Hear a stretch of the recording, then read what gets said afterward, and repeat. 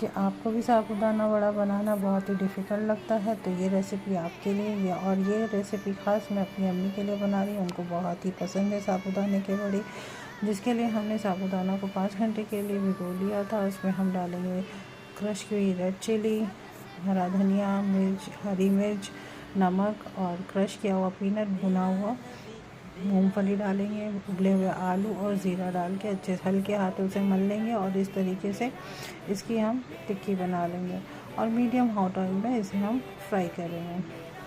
तो इस तरीके से हमने सारे बना लिए।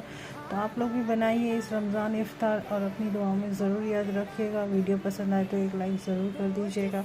चैनल पे नए हैं तो सब्सक्राइब करना ना भूलिएगा। और यहाँ पे हमें दोनों साइड से अच्छे गोल्डन सेक लेने हैं वड़े को। ये बहुत ही क्रिस्पी और करारे बन के तैयार होते हैं। ये देखिए बहुत ही मज़े के बन के तैयार हुए थे, ऊपर से क्रंची, अंदर से सॉफ्ट एकदम।